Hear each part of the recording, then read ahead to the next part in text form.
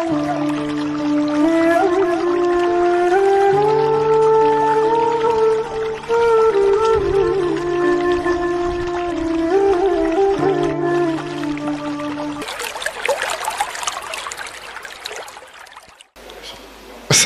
warahmatullahi wabarakatuh.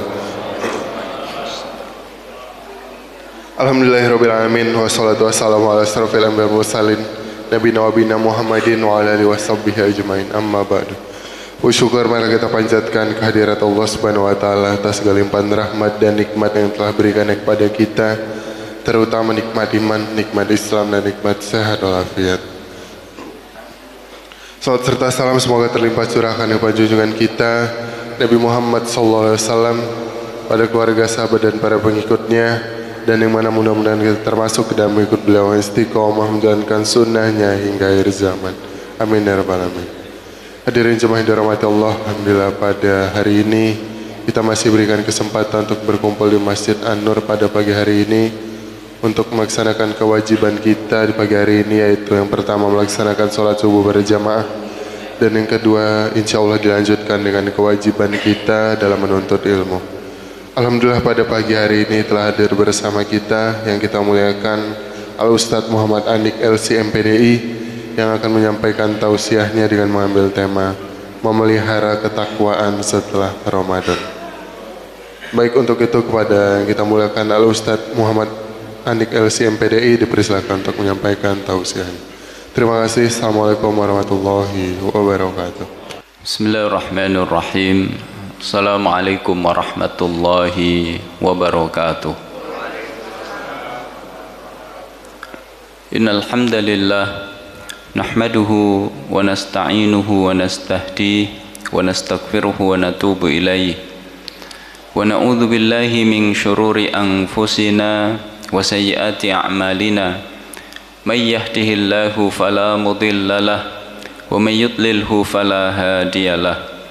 Asyhadu an la ilaha illallah wahdahu la syarika lah wa asyhadu anna Muhammadan abduhu wa rasuluhu la nabiyya ba'dah, amma ba'd. Faqala Allahu azza wa jalla fi muhkami tanzilih, a'udzu billahi minasyaitonir rajim. Walladzina yu'tuna ma atau wa qulubuhum wajilatun annahum ila rabbihim raji'un ulaika yusari'una fil khairat wa hum laha sabiqun.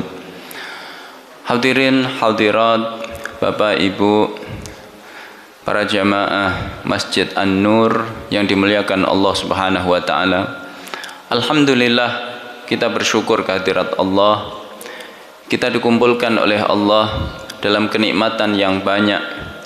Setelah nikmat iman, nikmat Islam, nikmat kesehatan, nikmat berjumpa dengan Ramadan, nikmat saling bersilaturahim dan memaafkan di bulan Syawal, maka alhamdulillah pagi hari ini Allah kembali izinkan kita menunaikan salah satu rutinitas kebaikan kita, yaitu duduk di majelis ilmu. Mudah-mudahan seluruh amal soleh kita diterima oleh Allah Subhanahu wa ta'ala. Salawat dan salam tidak lupa kita haturkan pada suri tauladan kita Rasulullah Muhammad sallallahu alaihi wasallam, pada keluarga, pada sahabat.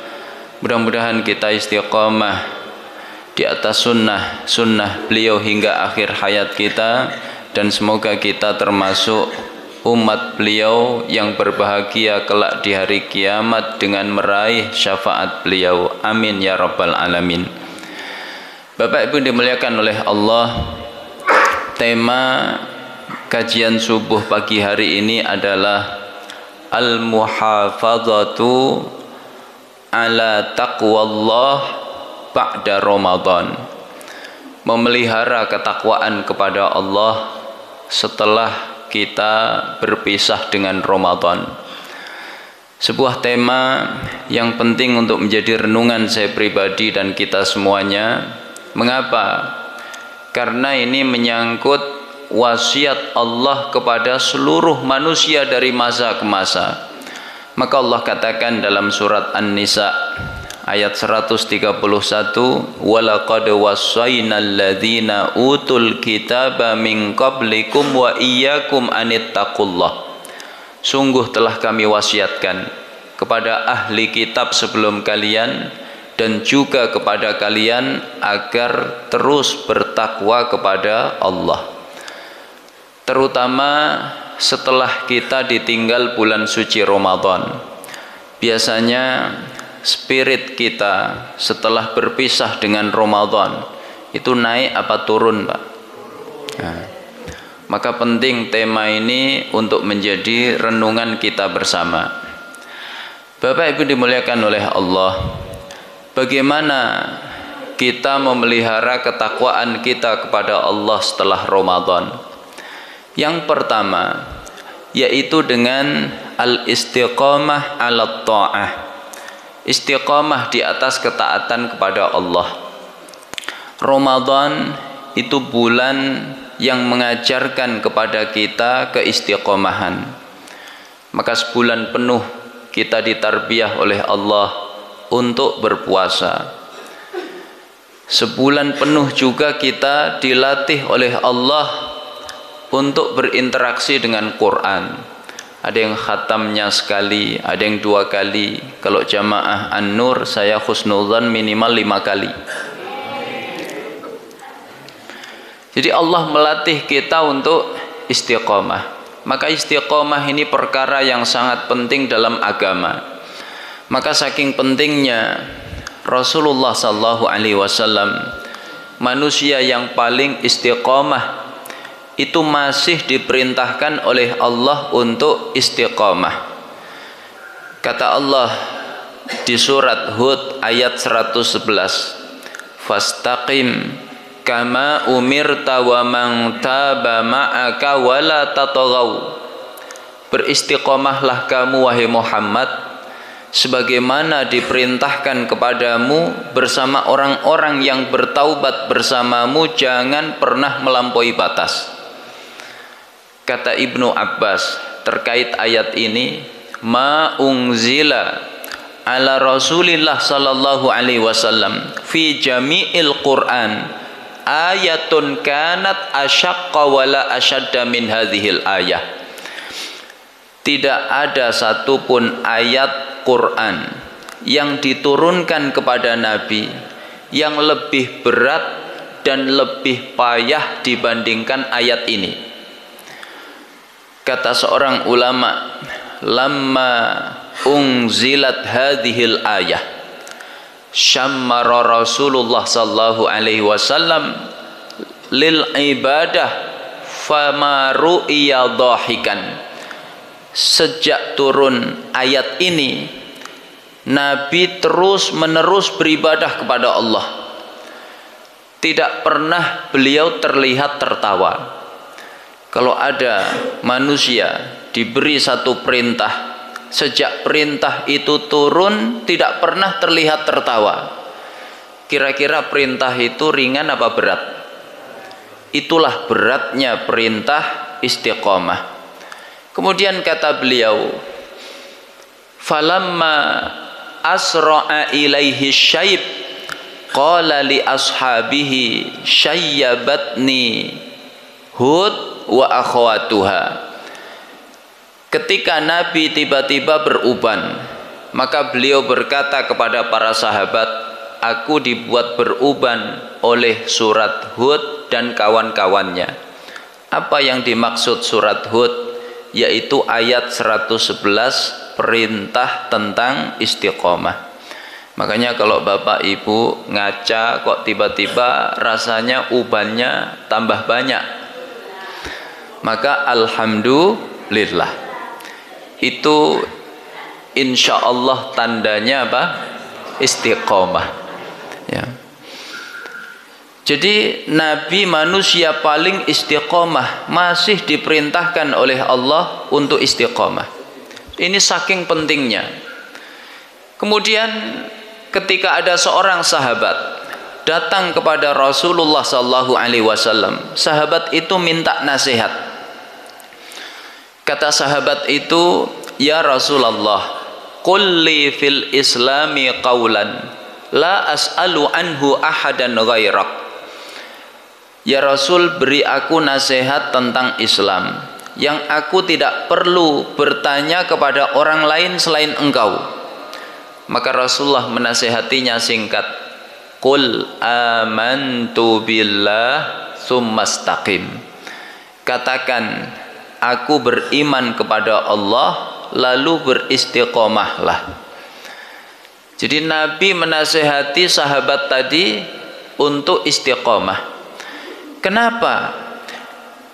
Kata para ulama, karena keistiqomahan itu menyebabkan kita meraih dua kebaikan sekaligus, kebaikan dunia dan juga kebaikan akhirat.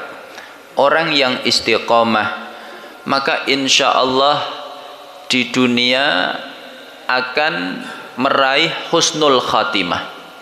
Akhir hidupnya itu husnul khatimah. Maka ulama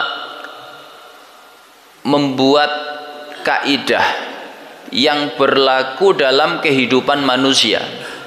Kaidah itu berbunyi, man asya ala syai' mata alaih. Siapa yang hidupnya membiasakan sesuatu, Allah akan akhiri hidupnya di atas sesuatu yang dia biasakan. Yang ahli sholat, maka insya Allah wafat saat sholat. Yang ahli baca Quran, insya Allah wafat saat baca Quran. Ini sunnatullah yang banyak berlaku dalam kehidupan manusia. Maka pernah saya sampaikan, ada seorang ulama besar di abad ketiga, namanya Imam Abu Zur'ah Ar-Razi. Ini seorang ahli hadis yang sangat terkemuka. Ketika beliau mengalami ihtidhar, sakit yang parah yang mengantarkan pada kematian beliau, maka murid-muridnya menjenguknya. Muridnya ini sungkan untuk mentalqin beliau la ilaha illallah. Apa sebabnya? Karena yang mau wafat ini bukan sembarang orang. Ini ulama besar, ahli hadis yang sangat terkemuka. Tapi karena ini sunnah Nabi yang sangat utama, kalau ada orang mau wafat, maka kita diperintahkan mentalqinnya la ilaha illallah. Akhirnya murid-muridnya berinisiatif, begini saja, guru kita ini ahli hadis, orang yang sangat mencintai hadis Nabi, semasa hidupnya selalu mendakwahkan hadis-hadis Nabi.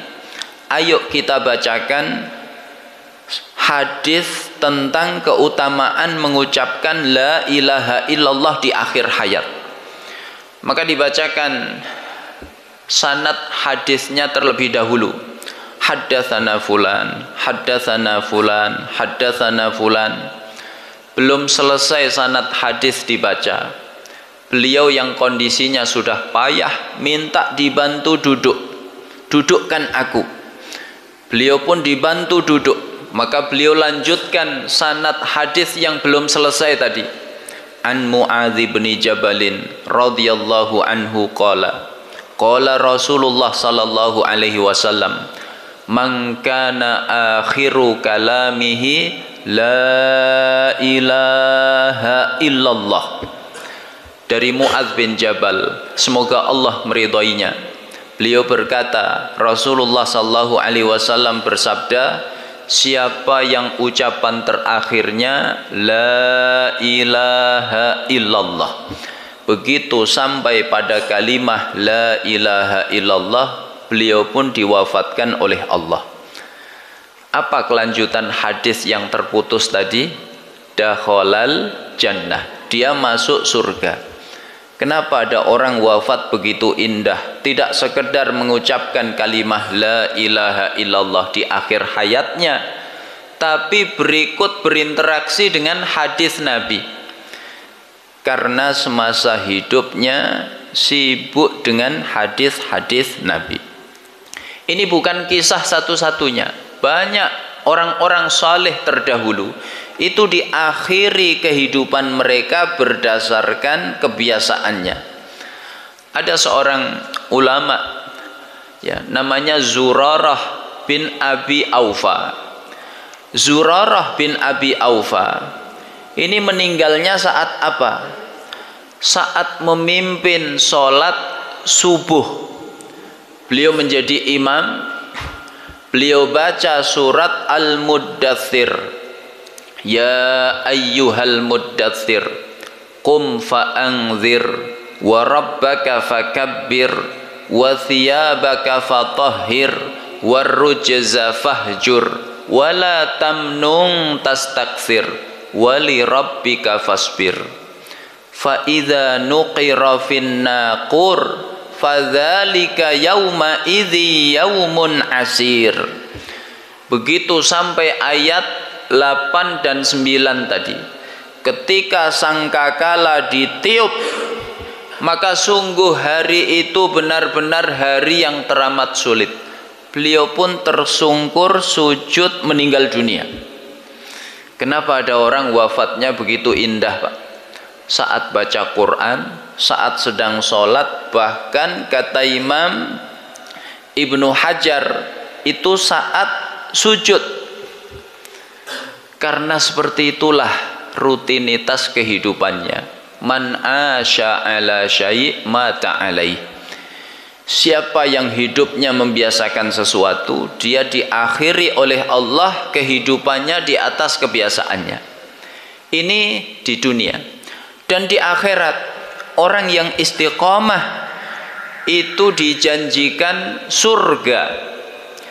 Maka dalam surat Fussilat ayat yang ke-30, innal ladzina qalu rabbunallahu tsumma istaqamu tatanazzalu alaihimul malaikatu alla takhafu wa la tahzanu wa abshiru bil jannati allati kuntum tu'adun. Sesungguhnya orang-orang yang mengatakan Tuhanku adalah Allah, lalu dia istiqamah di atas imannya itu, maka malaikat turun kepadanya. Kata malaikat, Allah takhafu, kamu tidak perlu takut menyongsong kehidupan setelah kematian. Wala tahzanu, tidak perlu bersedih memikirkan apa yang kamu tinggalkan dari kehidupan dunia. Mikir keluarga, anak, istri, ya, nggak perlu bersedih. Dan kata malaikat, wa abshiru bil jannatil lati kuntum tu'adun, berbahagialah dengan surga yang Allah janjikan kepadamu. Ini pentingnya istiqamah. Maka memelihara ketakwaan, yang pertama kuncinya adalah istiqamah. Jangan sampai kita kehilangan keistiqomahan setelah ditinggal Ramadan. Hilang istiqamah setelah Ramadan itu perkara yang tercela. Maka seorang ulama, ya, Bishr al-Hafi mengatakan, ketika ada orang bertanya, wahai imam, ada orang yang ingat Allah itu cuma di bulan Ramadan. Ke masjid nunggu Ramadan, buka mushaf nunggu Ramadan, infak sedekah nunggu Ramadan. Begitu Ramadan berakhir, maka amal solehnya ikut berakhir. Apa jawaban beliau? Bi'sal qaum la ya'rifunallaha illa fi Ramadan. Seburuk-buruk kaum adalah yang tidak mengenal Allah kecuali hanya di bulan Ramadan. Ini pertama. Kedua, Bapak Ibu dimuliakan oleh Allah, bagaimana kita memelihara ketakwaan kita setelah Ramadan, yaitu dengan al-khawfu min adami qabulil amal, menghadirkan spirit takut amal kita tidak diterima oleh Allah. Spiritnya para nabi, orang-orang soleh terdahulu, setelah beramal maksimal, maka mereka masih takut amalnya tidak diterima oleh Allah. Nabi Ibrahim alaihissalam setelah diperintahkan meninggikan pondasi Ka'bah, ya, dalam surat Al-Baqarah, wa idh yarfa'u Ibrahimul qawa'ida minal baiti wa Ismail Rabbana taqabbal minna innaka antas samiul alim. Ingatlah ketika Ibrahim meninggikan pondasi Ka'bah bersama Ismail, maka mereka berdoa, ya Allah, terimalah amal kami, sungguh Engkau zat yang maha mendengar lagi maha mengetahui.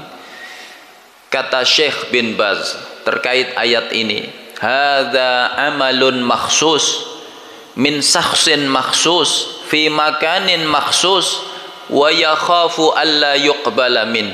Beliau menangis menjelaskan ayat ini. Ini amal khusus, dilakukan manusia yang khusus di tempat yang khusus, masih takut tidak diterima oleh Allah. Begitu spiritnya para nabi. Hingga Nabi kita Muhammad sallallahu alaihi wasallam setelah beramal maksimal di bulan Ramadan, begitu Ramadan selesai, beliau masih takut amalnya tidak diterima oleh Allah. Beliau berdoa, Allahumma la taj'alhu akhira ahdi bisawm. Ya Allah, jangan Engkau jadikan Ramadan ini kesempatan terakhirku untuk berpuasa. Fa in ja'altahu akhiran faj'alni marhuman wala taj'alni mahruman. Ya Allah, kalau memang Engkau takdirkan ini Ramadan terakhirku, jadikan aku termasuk orang yang meraih rahmat-Mu. Jangan Engkau jadikan aku termasuk orang yang terhalang dari rahmat-Mu. Ini Nabi, ya. Bagaimana para sahabat? Sahabat itu di malam takbiran itu lebih banyak bersedih daripada bergembira. Mereka khawatir amal mereka tidak diterima oleh Allah, padahal Ramadan sudah selesai. Padahal kita tahu bagaimana kualitas ibadahnya para sahabat. Saking semangatnya mereka beribadah, itu sampai ditegur oleh Nabi. Di salah satu malam Ashrul Awakhir, 10 malam terakhir di bulan Ramadan, Nabi mendapati ada satu tali terikat dari tiang ke tiang yang lain di Masjid Nabawi. Kan aneh, Pak, ada tali di dalam masjid. Kan nggak mungkin orang bikin jemuran di dalam masjid. Maka Nabi bertanya, ma hadzal habl? Ini tali apa? Talinya siapa ini? Untuk apa tali ini? Sahabat menjawab, hadza hablun li Zainab ta'allaqat bihi hina fatarat. Ini talinya Zainab ya Rasul. Zainab berpegangan tali ini ketika kelelahan sholat. Jadi sholat qiyamul lail sepanjang malam, begitu ngantuk pegangan tali. Jadi sekalipun mata merem tapi nggak roboh, tetap berdiri. Apa sebabnya? Disangga oleh tali. Spirit seperti itu bagus apa jelek, Pak? Bagus. Semangat mendekatkan diri kepada Allah yang luar biasa. Tapi kata Nabi ini berlebihan. Liyusalli ahadukum inda nasyatihi fa idza fatara falyarqud. Hendaknya salah satu dari kalian sholat itu kalau masih kuat. Kalau sudah nggak kuat ya istirahat, ya. Ngaji apalagi perdana setelah Ramadan itu nggak boleh lama-lama, Pak. Kalau sudah waktu syuruk ya ditutup. Kalau diteruskan sampai jam 8, nanti Bapak Ibu pulang dari sini taubat nasuha semua. Jadi spiritnya sahabat seperti itu. Tapi ketika malam takbiran, mereka masih takut amal tidak diterima oleh Allah. Maka Ali bin Abi Thalib radhiyallahu anhu berkata, hal min maqbulin fanuhannih wa hal min mahrumin fanu'azzi. siapakah di antara kita yang ibadahnya diterima Allah? Biar kita beri ucapan selamat. Tapi siapakah di antara kita yang ibadahnya ditolak oleh Allah? Biar kita bertakziah. Ya. Begitu sahabat itu masih takut amalnya tidak diterima oleh Allah. Kita mundur ke generasi berikutnya, generasi ulama, sama. Mereka takut amal mereka tidak diterima oleh Allah setelah ditinggal Ramadan.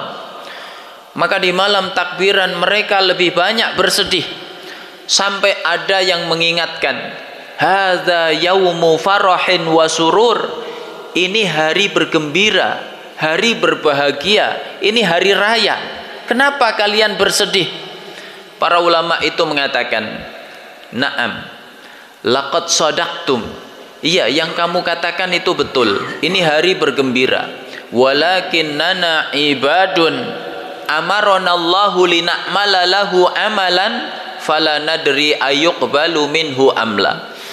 Yang kamu katakan betul, tapi kami ini hanyalah para hamba, diperintahkan oleh Allah untuk beramal saleh di jalannya. Kami tidak tahu apakah amal kami diterima atau tidak. Zamannya ulama, kalau ada orang tertawa terbahak-bahak di hari raya, itu perkara yang diingkari. Apalagi seperti zaman kita hari ini, nyalain petasan di mana-mana. Sekedar tertawa itu diingkari oleh para ulama. Maka ketika ada orang tertawa terbahak-bahak saking gembiranya di hari raya, para ulama mengatakan, in kana yuqbalu minhu fama hadza fi'lus syakirin wa in kana la yuqbalu minhu fama hadza fi'lul khaifin. Kalau ibadahnya orang itu diterima Allah, enggak seperti itu caranya bersyukur. Apalagi kalau ibadahnya ditolak oleh Allah, tidak seperti itu caranya takut kepada Allah. Begitu karakter orang yang beriman dari masa ke masa. Makanya di ayat yang saya baca di muqaddimah tadi, surat Al-Mu'minun ayat 60 dan 61, Allah menggambarkan karakter orang yang beriman. Walladzina yu'tuna ma atau wa qulubuhum wajilatun annahum ila rabbihim raji'un.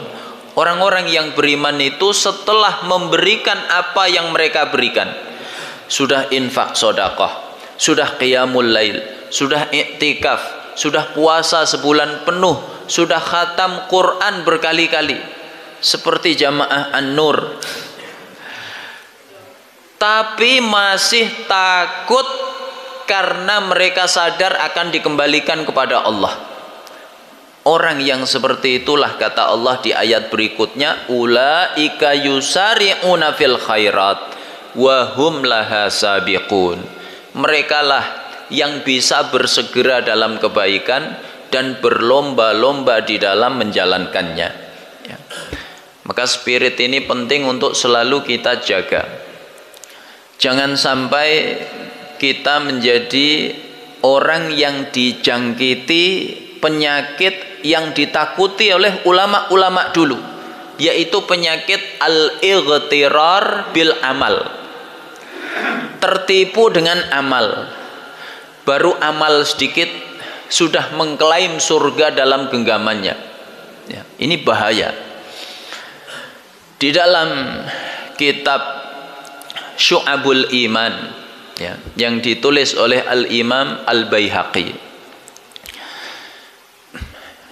Imam ya Baihaqi menulis sebuah hadis dari Jabir bin Abdullah bahwa Rasulullah sallallahu alaihi wasallam satu hari didatangi Jibril. Lalu Jibril bercerita. Kata Jibril begini, inna lillahi abdan min ibadihi abadallaha khamsami'ati sanah. Wahai Muhammad, sungguh Allah itu punya seorang hamba.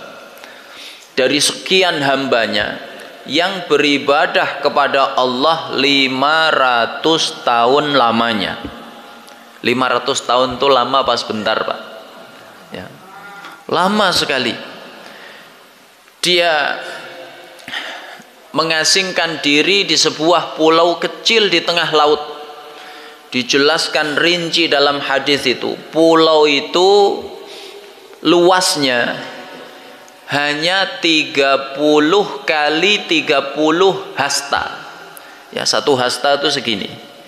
30 berarti sekitar ya satu ruangan masjid ini. Ya. Di tengah lautan. Di pulau itu ada 2 sumber kehidupan. Pertama, mata air yang kecil hanya seukuran 1 jari. Tapi airnya segar, tawar. Maka orang itu setiap hari minum darinya. Kemudian sumber kehidupan yang kedua, di pulau itu ada 1 pohon delima. Setiap hari menjatuhkan buah delima yang matang. Maka orang itu pun makan buah delima tadi. Sisanya dia habiskan seluruh waktunya untuk ibadah kepada Allah. Bahkan dia berdoa kepada Allah, ya Allah, jangan engkau cabut nyawaku kecuali dalam keadaan sujud. Diijabah oleh Allah, wafatnya pun saat sujud. Sudah ibadah 500 tahun, wafat saat sujud. Itu amal kecil apa amal besar? Amal yang sangat besar. Maka kata Jibril, dia dibangkitkan oleh Allah. Allah berkata kepada malaikat, adkhilhul jannata birahmati, masukkan dia ke dalam surgaku dengan rahmatku. Sampai 3 kali. Orang ini GR dengan amalnya. Ibadah 500 tahun, wafat saat sujud.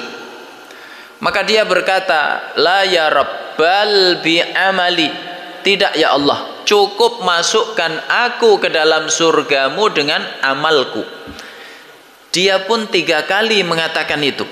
Jadi Allah katakan masukkan dia ke dalam surgaku dengan rahmatku. 3 kali. Dia menjawab 3 kali, tidak ya Allah, cukup dengan amalku.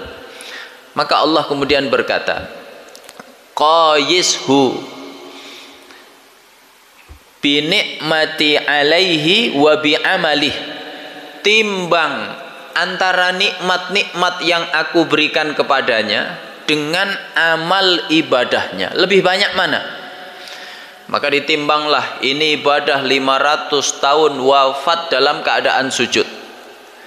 Ini nikmat-nikmat Allah, mata bisa melihat, ya, telinga bisa mendengar, tangan kaki yang sehat, nikmat makanan, minuman, nikmat ya kesehatan dan lain sebagainya. Begitu ditimbang, ternyata ibadahnya yang 500 tahun tadi, wafat dalam keadaan sujud, itu tidak lebih berat dibanding 1 nikmat Allah, mata bisa melihat. Ya. Ini isyarat, seberapapun banyak hari ini kita beribadah kepada Allah, tidak akan pernah bisa menandingi banyaknya nikmat Allah dalam kehidupan kita. Makanya GR itu bahaya, ya. Allah kemudian berkata, ternyata amalmu tidak sebanding dengan nikmat yang aku berikan kepadamu. Masukkan dia ke dalam neraka. Bahaya apa tidak, Pak? Bahaya, ya. Maka orang ini pun akhirnya tersadar. Dia berkata, ya Rabb, adkhilnil jannah birahmatika, ya Allah, masukkan aku ke dalam surgamu dengan rahmatmu. Baru dia sadar bahwa ibadahnya sebanyak apapun tidak akan pernah sebanding dengan nikmat-nikmat Allah. Maka Allah kemudian menyadarkannya. Allah bertanya kepadanya, siapa yang menciptakanmu dari tidak ada menjadi ada?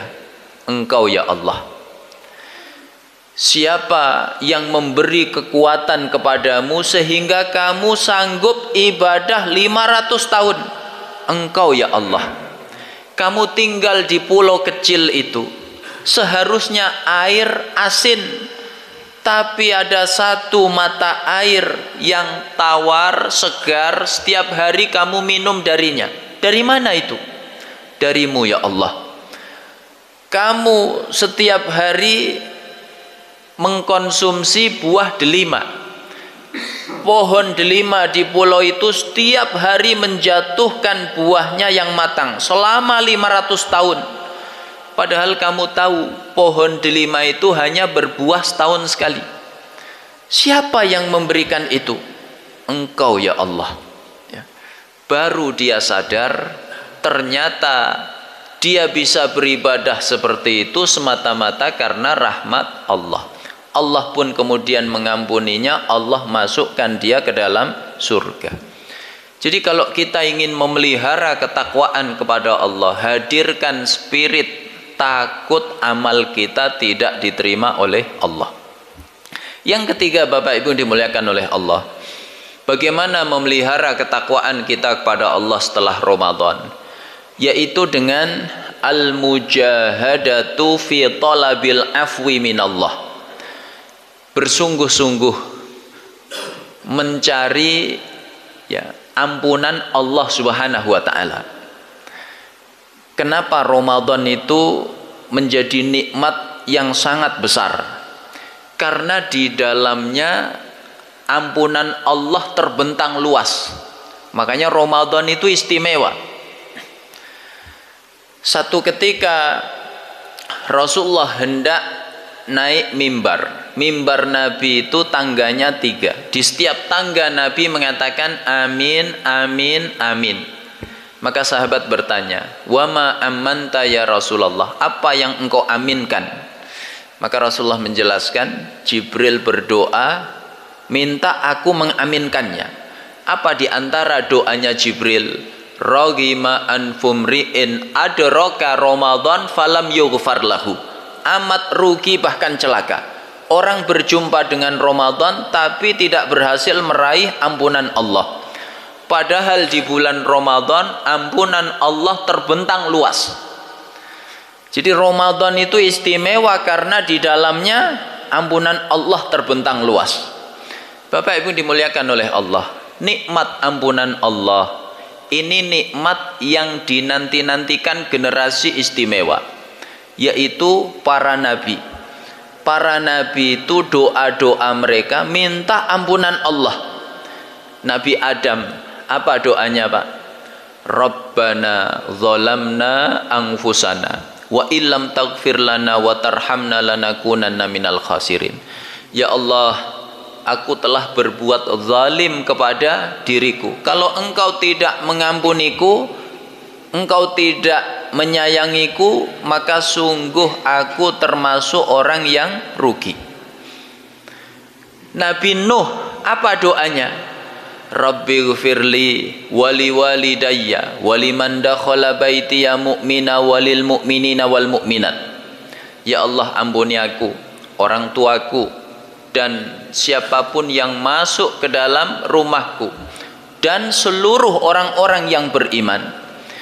Nabi Ibrahim, apa doanya? Walladzi atma'u ayyaghfira li khati'ati yaumaddin. Dialah Allah yang aku berharap ampunannya kelak di hari kiamat. Nabi Musa, apa doanya? Rabbi inni zalamtu nafsi faghfirli. Ya Allah, sungguh aku telah berbuat zalim atas diriku, ampunilah aku. Nabi Yunus, ya Bapak Ibu hafal semuanya, apa doanya? La ilaha illa anta subhanaka inni kuntu minadh zalimin. Tiada Tuhan selain engkau ya Allah, maha suci engkau, sungguh aku termasuk orang yang zalim. Hingga Nabi kita Muhammad sallallahu alaihi wasallam itu nabi yang banyak beristighfar. Dalam hadis riwayat Imam Bukhari disebutkan beliau beristighfar dalam sehari lebih 100 kali. Banyak apa sedikit Pak? Jamaah yang dimuliakan oleh Allah. Dan beliau masih membiasakan sayyidul istighfar. Allahumma anta rabbi la ilaha illa anta khalaqtani wa ana abduka wa ana ala ahdika wa wa'dika mastata'tu a'udzu bika min syarri ma sana'tu abu'u laka bi ni'matika alayya wa abu'u bi dzambi faghfirli fa innahu la yaghfiru dzunuba illa anta. Jadi nikmat ampunan Allah ini nikmat yang dinantikan oleh para nabi. Maka seorang ulama namanya Yahya bin Mu'adz itu menyimpulkan, laisa bi'arifin man lam yakun ghayatu amalihi minallah al-afwa.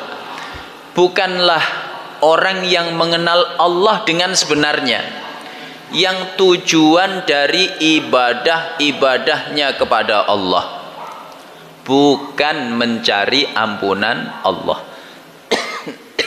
Maka kenapa kita sholat ingin meraih ampunan Allah? Kenapa kita duduk di majelis ilmu seperti ini ingin meraih ampunan Allah? Seperti itulah karakter orang yang mengenal Allah dengan sebenarnya. Ini yang ketiga. Yang keempat, bagaimana memelihara ketakwaan setelah Ramadan. Yang keempat, yaitu dengan ghaddul basar, menjaga pandangan. Ghaddul basar, menjaga pandangan.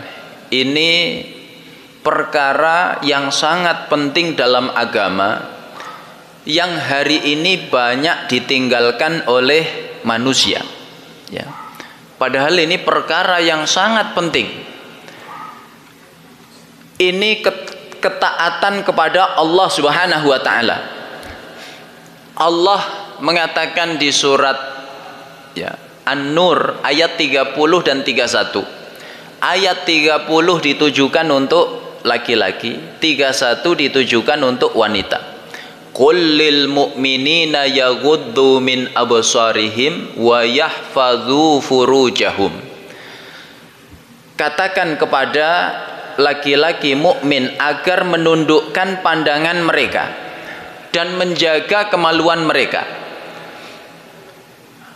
Allah mendahulukan perintah menjaga pandangan, baru kemudian menjaga kemaluan. Ini isyarat orang yang bisa menjaga kemaluannya itu yang pandangannya terjaga. Maka orang kalau pandangannya tidak terjaga, kemaluannya juga tidak terjaga. Lalu ayat 31 ditujukan untuk kaum wanita. Wa kullil mu'minati yaghdudna min absarihinna wa yahfadna furujahun. Katakan kepada wanita-wanita mukminah agar menundukkan pandangan mereka dan menjaga kemaluan mereka. Jamaah yang dimuliakan oleh Allah. Jadi ini perintah Allah. Kemudian ini juga wasiat Rasulullah sallallahu alaihi wasallam. Satu ketika Ali bin Abi Thalib radhiyallahu anhu, beliau tidak sengaja berpapasan dengan seorang wanita. Maka pandangan beliau ke arah wanita itu. Tapi beliau tidak segera berpaling. Maka oleh Nabi dipalingkan wajah Ali. Dan Nabi mengatakan, la tutbi'in nazrata bin nazrah fa inna lakal ula wa laysa lakas tsaniyah. Jangan kamu ikuti pandangan pertama dengan pandangan berikutnya. Pandangan pertama boleh, pandangan berikutnya sudah haram. Apa maksud pandangan pertama, Pak? Apa maksudnya? Pandangan yang tidak disengaja, bukan yang belum kedip. Jadi jangan sampai ditafsirkan dengan tafsir jalan lain. Kalau belum kedip berarti masih pertama, Ustaz. Itu namanya tafsir jalan lain, Pak. Jamaah dimuliakan oleh Allah. Kenapa Nabi sampai palingkan wajah Ali? Ya, ini saking pentingnya ghaddul basar. Ya. Kata Al-Imam Ibnul Jauzi, ulama besar di abad ke-6, beliau mengatakan begini: idzam tathalta alama umirta bihi min ghaddil basar salimta min afatin la tuhsa. Kalau kamu mentaati perintah Allah berupa menundukkan pandangan, ya, menjaga pandangan, maka kamu akan selamat dari fitnah-fitnah yang tidak terhingga, ya. Tapi sebaliknya, orang kok tidak menjaga pandangannya, dia akan terjatuh dalam fitnah-fitnah yang besar. Maka Imam Ibnul Jauzi dalam kitabnya Zammul Hawa itu mengkisahkan seorang muadzin di negeri Baghdad, ya. Baghdad zaman itu pusat peradaban Islam. Ada seorang muadzin di negeri itu namanya Salih, ya. Kalau ada kesamaan nama ini hanya kebetulan, Pak. Memang kata Ibnul Jauzi nama muadzin itu Bapak Soleh. Ya. Tapi sayang kata beliau, akhlaknya tidak soleh. Zaman itu kalau azan itu naik ke menara, karena belum ada sound system. Begitu dia naik ke menara, dia kumandangkan azan. Ketika hendak turun, dia lihat seorang gadis cantik jelita. Rumahnya tidak jauh dari masjid, terlihat jelas dari menara. Dia tidak segera palingkan pandangannya, maka akhirnya dia terfitnah oleh kecantikan gadis tadi. Gadis itu beragama Nasrani.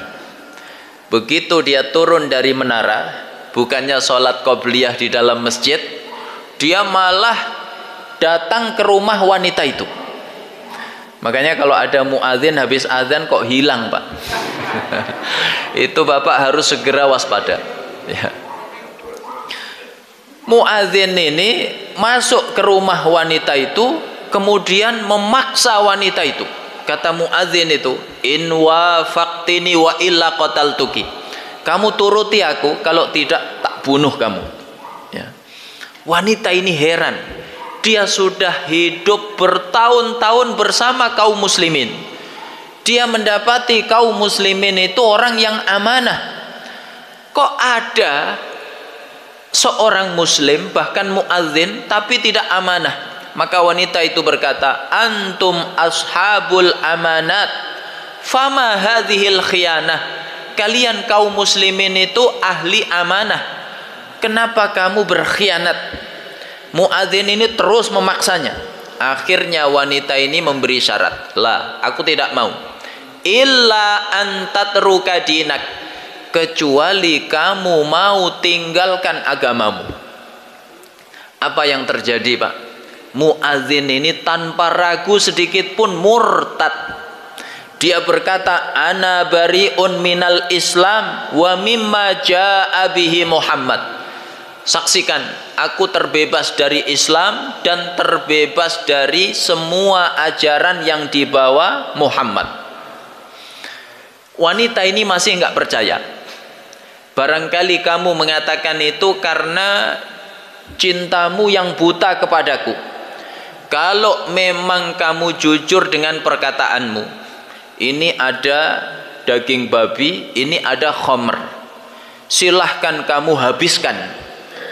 Anehnya muadzin ini tanpa ragu sedikit pun makan daging sampai habis, minum khamr sampai habis. Setelah itu dia pun mabuk. Kata wanita itu, kamu tunggu di atap, sebentar lagi ayahku pulang, dia akan menikahkan kita. Orang mabuk disuruh naik ke atap, jalannya sempoyongan, akhirnya jatuh meninggal dunia. Untung apa rugi, Pak, ya. Kemudian ayah gadis itu pun pulang.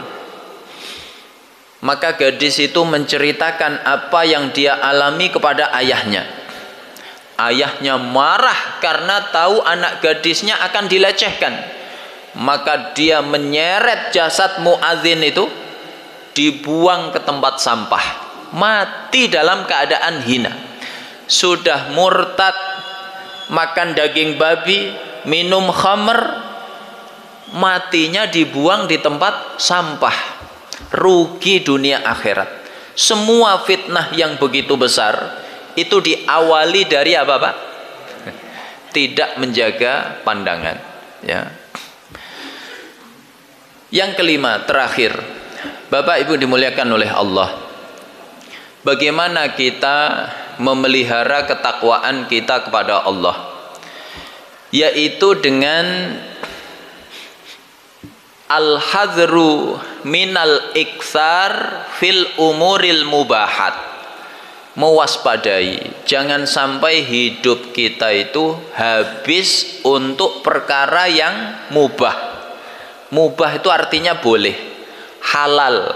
Tapi jangan sampai hidup kita habis sekedar untuk yang mubah.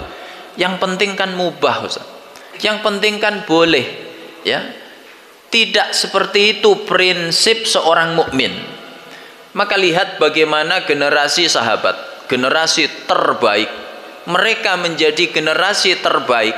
Itu prinsipnya bukan sekedar yang penting kan boleh, Ustaz. Enggak begitu. Abu Bakar As-Siddiq, sahabat terbaik. Beliau mengatakan, "Nahnu qaumun natruku sab'ina baban minal halal makhafata babin wahidin minal haram."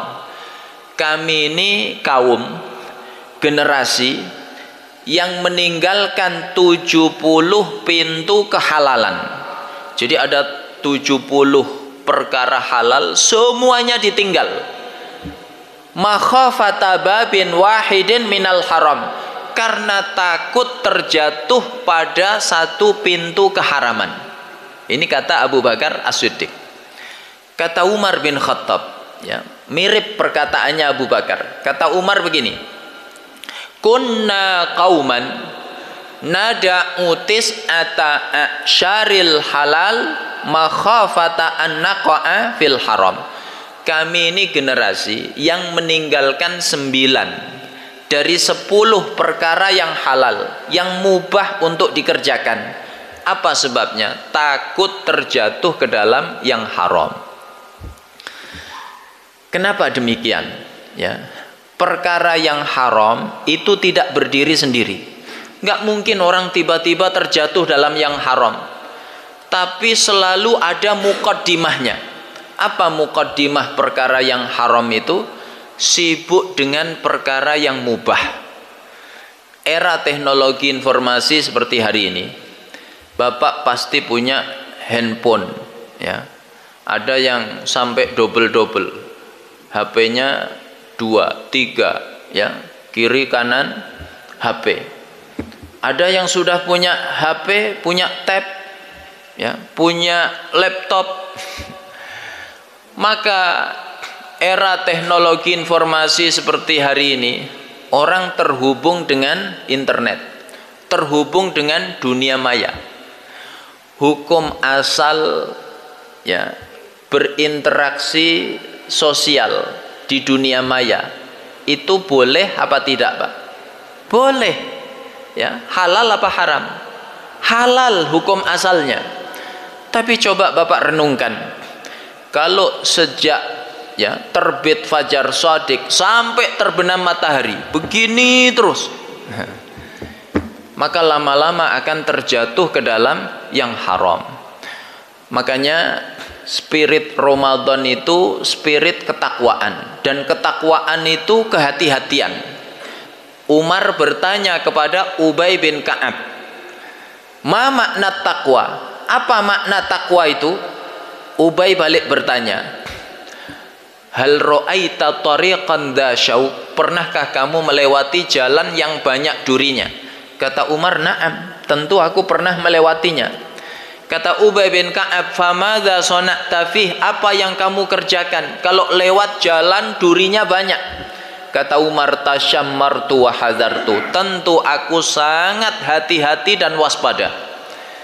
Kata Ubay bin Ka'ab, fadzakat taqwa. Wahai Umar, kehati-hatianmu itulah makna dari takwa. Maka dengan spirit Ramadan kita berhati-hati. Jangan sampai hidup kita sekedar habis untuk yang mubah. Ya, hobi itu hukum asalnya mubah. Tapi jangan sampai hidup kita habis untuk sekedar ngurusi hobi. Ya. Inilah 5 cara kita memelihara ketakwaan kita kepada Allah setelah Ramadan. Mudah-mudahan majelis ilmu yang rutin kita hadiri diberkahi oleh Allah, tidak sekedar menghadirkan wawasan bagi kita, tapi juga menghadirkan keimanan dan ketakwaan kita kepada Allah Subhanahu wa ta'ala. Ini yang dapat saya sampaikan. Kalau ada yang benar semata-mata dari Allah, kalau ada yang salah ini kekhilafan saya mohon maaf yang sebesar-besarnya. Aqulu qauli hadza wa sallallahu ala nabiyyina Muhammad wa ala alihi wa sahbihi wa sallam walhamdulillahi rabbil alamin. Assalamualaikum warahmatullahi wabarakatuh. Silakan. Baik, selanjutnya untuk sesi diskusi atau tanya jawab dipersilakan kepada para jemaah jika ada yang ditanyakan.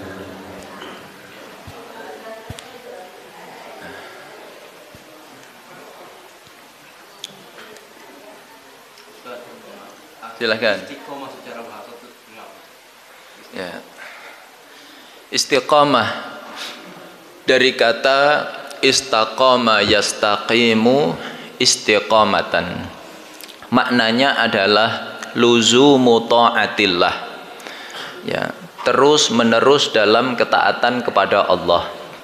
Jadi hari ini taat, besok masih taat, minggu depan masih taat, bulan depan masih taat, tahun depan masih taat. Itu namanya istiqomah. Di masjid taat kepada Allah, di rumah taat kepada Allah, di Ramadan taat kepada Allah, di luar Ramadan taat kepada Allah. Nah, itulah makna istiqomah. Kira-kira itu ringan apa berat, Pak? Makanya saking beratnya Nabi sampai beruban. Ya, kurang lebihnya begitu. Wallahu a'lam bishawab. Satu lagi, Ustadz tadi kan sampaikan doa yang Jibril yang diaminkan Rasulullah. Ya. Celaka orang yang apabila mendapati Ramadan tapi dia tidak mendapat ampunan. Pengen tahu Ustadz ciri-ciri orang yang mendapat ampunan dari Allah tersebut. Terima kasih. Baik. Ini pertanyaan yang berat nih, Pak. Yang nanya Pak Ketua DKM. Ya, ini jawabannya sampai jam 8 nih. Jemaah dimuliakan oleh Allah, ya. Apa tanda orang itu meraih ampunan Allah? Ampunan Allah ini perkara yang rahasia. Yang tahu hanyalah Allah. Makanya kita diperintahkan menghadirkan spirit takut amal tidak diterima. Ya. Sebaliknya kita juga tidak boleh memvonis nasib akhir saudara kita. Ya, enggak boleh bapak bilang ke kawan, bapak ini auranya kok su'ul khatimah. Nah, itu enggak boleh. Yang tahu su'ul khatimah, husnul khatimah siapa, Pak? Allah. Ya. Sekalipun saat ini dia ahli maksiat, enggak boleh kita katakan seperti itu. Bisa jadi nanti Allah menghadirkan hidayah dalam sanubarinya, lalu dia hijrah, lalu dia lebih soleh dari kita yang memvonisnya hari ini, ya. Dan bisa jadi nanti dia diampuni oleh Allah, dimasukkan ke dalam surga. Nah, maka penting, ya, dalam sebuah hadis Rasulullah mengisahkan 2 Bani Israel. Kata beliau, inna rajulaini min bani Israel kana mutahabbaini. ada dua orang dari Bani Israel saling mencintai. Amma ahaduhuma fakana mujtahidan fit ta'ah. Yang satu ahli ketaatan, ahli sholat, ahli puasa, ahli infak, sedekah. Wa ammal akharu fakana mudhniban. Yang satu ahli maksiat. Maka yang ahli taat ini selalu menasehati saudaranya yang gemar maksiat. Kata dia begini, aksir amma antafi, hentikan maksiatmu itu. Setiap dinasehati, saudaranya yang ahli maksiat ini berkata, khallini wa rabbi, biarlah ini urusanku dengan Tuhanku. Abu ista alayya raqiban, apakah kamu diutus untuk memata-matai aku? Maka satu hari yang ahli maksiat ini bermaksiat dengan maksiat yang parah sekali, sampai membuat saudaranya ini marah, ya. Marah melihat maksiat kan bagus, tapi caranya salah. Setan menghadirkan kesombongan di hatinya, maka dia sampai mengatakan perkataan seperti ini. Kata dia, wallahi la yaghfirallahu lak wa la yudkhilakallahul jannah. Demi Allah, Allah nggak akan sudi mengampuni orang kayak kamu. Allah nggak akan sudi memasukkan orang kayak kamu ke dalam surga. Ini kalimat yang sangat berbahaya. Apa yang terjadi kemudian? Ya, faqabadallahu ruhahuma, Allah mencabut ruh keduanya. Ya, yang ahli ibadah dicabut nyawanya, yang ahli maksiat dicabut nyawanya. Maka Allah kemudian bertanya, ya, Allah murka kepada yang ahli ibadah tadi. Apa sebabnya? Dia berani sumpah atas nama Allah bahwa Allah tidak akan mengampuni si fulan. Man dzalladzi yata'alla alayya alla aghfira li fulan. Siapa yang berani sumpah atas namaku kalau aku tidak mengampuni si fulan? Maka kata Allah, qad ghafartu lahu wa ahbattu amalak. Saksikan, aku ampuni dia, aku hancurkan amal-amalmu. Ya. Nah, makanya ampunan Allah ini rahasia Allah. Kalau ditanya tandanya seperti apa Ustaz? Ya wallahu a'lam bishawab. Tapi orang yang dekat dengan ampunan Allah itu diantara tandanya gemar beramal soleh. Bapak Ibu habis Ramadan kok gemar beramal soleh? Ya, masih baca Quran. Ya kurang-kurang sedikit nggak apa-apa. Ketika Ramadan 1 juz sehari.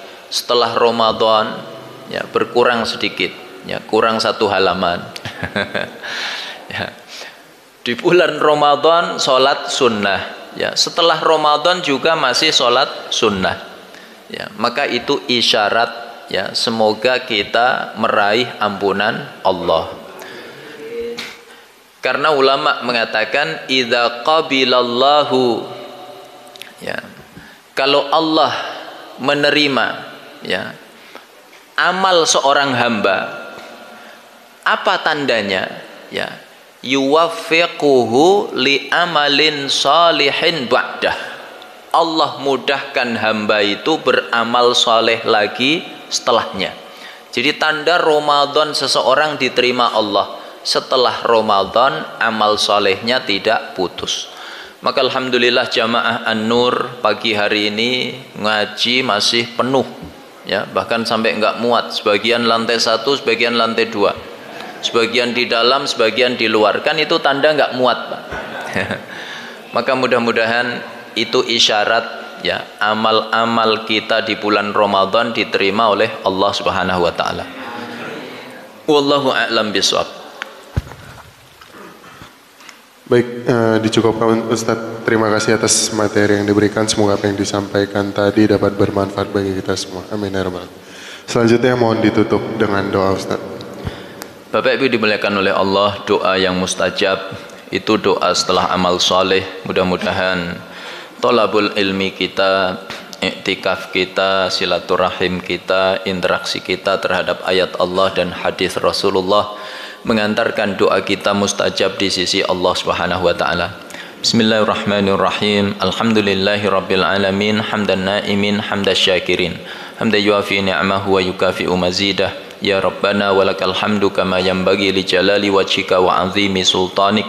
Allahumma salli wa sallim ala nabiyyina Muhammad wa ala alihi wa sahbihi wa sallim ajma'in. Allahumma inna nas'aluka mujibati rahmatik wa azaima maghfiratik wa salamata min kulli itham wal ghanimata min kulli bir wal fawza bil jannah wan najata minan nar. Allahumma inna nas'aluka ridhaka wal jannah wa na'udzubika min sakhatika wan nar. Allahumma la tada' lana fi majlisina hadza dhanban illa ghafartah wa la hamman illa farajtah wa la maridan illa syafaitah wa la mayyitan illa rahimtah wa la dainan illa qadaitah wa la hajata min hawaijid dunya wal akhirati illa qadaitaha ya rabbal alamin. Allahumma ati nufusana taqwaha wa zakkiha wa anta khairu man zakkaha anta waliyuha wa maulaha. Allahumma ighfir lana ma qaddamna wa ma akharna wa ma a'lanna wa ma asrarna wa ma anta a'lamu bihi minna antal muqaddim wa antal muakhir la ilaha illa anta. Allahumma inna nas'aluka minal khairi kullihi ajilihi wa ajilihi ma alimna minhu wa ma lam na'lam wa na'udzubika minasy syarri kullihi ajilihi wa ajilihi ma alimna minhu wa ma lam na'lam. Allahumma inna nas'aluka khaira ma sa'alaka bihi nabiyyuka Muhammad sallallahu alaihi wasallam wa ibaduka salihun wa na'udzubika min syarri ma sta'adzaka minhu nabiyyuka Muhammad sallallahu alaihi wasallam wa ibaduka salihun. Allahumma innaka ta'lamu anna hadhil quluba qad istama'at ala mahabbatik waltaqat ala ta'atik wa tawahhadat ala da'watik wa ta'ahadat ala nusrati syari'atik. Fawthiqillahumma rabitataha wa atimuddaha wa ihtiha subulaha wa amla'ha binurika allati la yakhbu wa syrah suduraha bi faidil imani bik wa jamilit tawakkuli alaik wa ahyiha bi ma'rifatik wa amitha ala syahadati fi sabilik innaka ni'mal maula wa ni'man nasir. Allahumma ja'al jam'ana hadza jam'an marhuma wa ja'al tafarruqana min ba'dihi tafarruqan ma'suma wa la taj'al fina syaqiyyan wa la mahruma. Allahumma anta ya muhawwilal ahwal hawil ahwalana ila ahsanil hal. Rabbana atina fid dunya hasanah wa fil akhirati hasanah wa qina adzabannar wa adkhilnal jannata ma'al abrar ya azizu ya ghafaru ya rabbal alamin. Wa sallallahu ala nabiyyina Muhammad wa ala alihi wa sahbihi wa sallim ajma'in. Subhana rabbika rabbil izzati amma yasifun wa salamun alal mursalin walhamdulillahi rabbil alamin. Baik jemaah dirahmati Allah, kita akhiri kajian kita pada pagi hari dengan membaca doa kafaratul majlis. Subhanakallah bihamdika asyhadu an la ilaha illa anta astaghfiruka wa atubu ilaik. Terima kasih wabillahi taufiq wal hidayah. Assalamualaikum warahmatullahi wabarakatuh.